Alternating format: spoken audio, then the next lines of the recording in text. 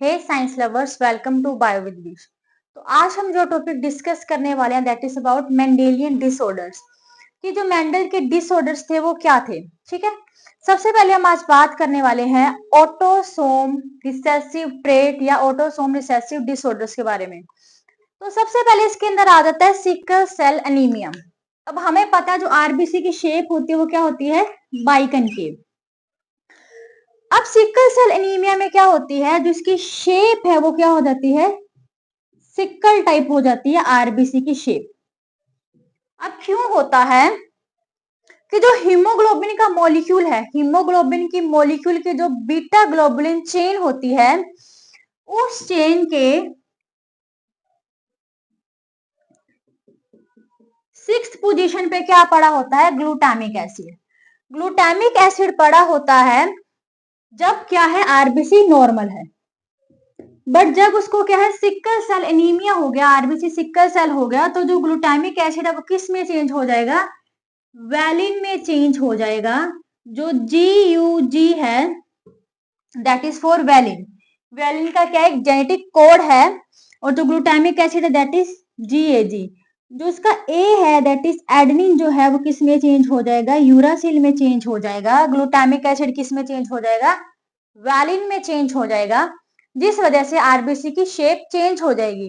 अब इसकी shape change हो गई, इस वजह से क्या है, एक तो ऑक्सीजन को एफिशिएंटली कैरी नहीं कर पाएगा, ऑक्सीजन की डेफिशिएंसी होनी स्टार्ट हो जाएगी।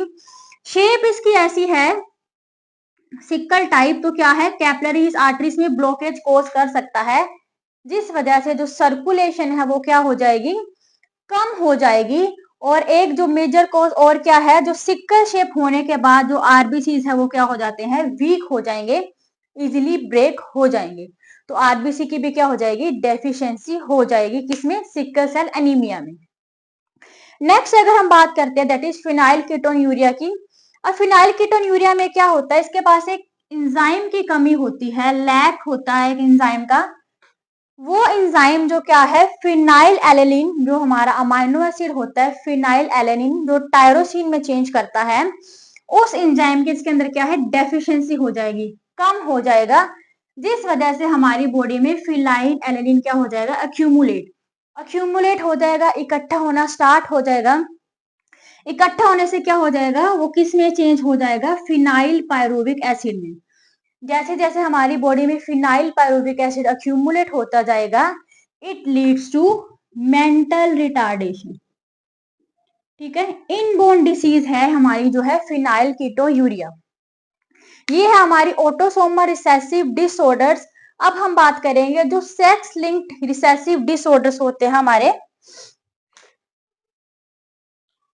ठीक है, अब हम बात करेंगे सेक्स लिंक्ड रिसेसिव डिसऑर्डर्स, जिसमें हम सबसे पहले बात करते हैं दैट इज हीमोफीलिया।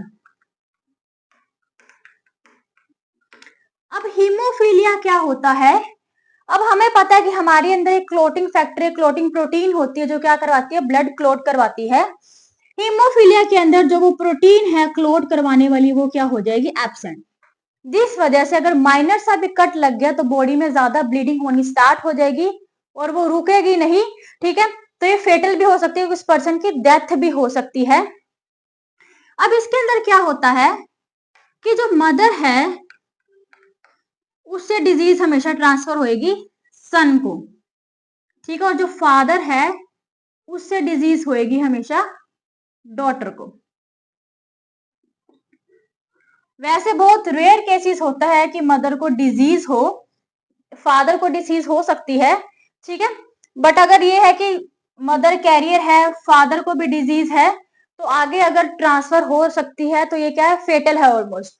तो मदर क्या होती है, ऑलमोस्ट कैरियर ही होती है।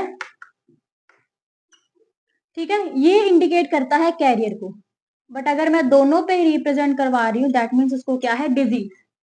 अब ये सेक्स लिंक्ड है, मतलब एक्स लिंक डिजीज है, तो फादर को क्या है, डिजीज ही होगी। ठीक है, कभी कैरियर नहीं होगा, क्योंकि एक ही एक्स है, उसी पे क्या है, हमारा होमोफिलिक फैक्टर लगा हुआ है, तो दैट मीन्स इसको क्या है, डिजीज होएगी। ठीक है, वही अगर हम दूसरी बात करें दैट इज कलर ब्लाइंडनेस। अब कलर ब्लाइंडनेस में क्या है कि उस पर्सन को रेड और ग्रीन कलर में डिस्क्रिमिनेशन करना नहीं आ रहा है, डिस्क्रिमिनेट नहीं कर पा रहा, डिफ्रेंशिएट नहीं कर पा रहा उसको, अप्रोक्सीमेटली 8% जो है मैन को ये डिजीज होती है और 0.4% जो है वुमन को ये डिजीज होती है। सेम मदर से सन को ट्रांसफर होगी, फादर को डॉटर से। कोई एक केस हम डिस्कस कर लेते हैं। मान लो मदर क्या है, कैरियर है और फादर को कोई डिजीज नहीं है, तो जब हम इसका क्रॉस बनाते हैं,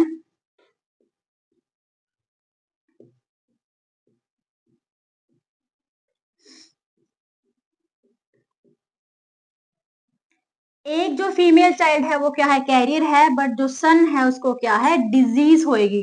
ट्रांसफर कहां से हुई, मदर से। नेक्स्ट अगर हम केस की बात करें कि फादर को डिजीज है बट मदर को नहीं है, या हम बात कर ले कि मदर मान लो क्या है, कैरियर है,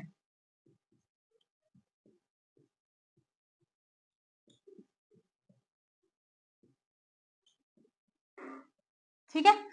अब ये जो डिजीज पास हो रही है किसको हो रही है, डॉटर को हो रही है, बट उसके पास एक और एक्स क्रोमोसोम भी है, तो हम इसको क्या बोलेंगे, क्या है, सिर्फ कैरियर है, इसको डिजीज नहीं है।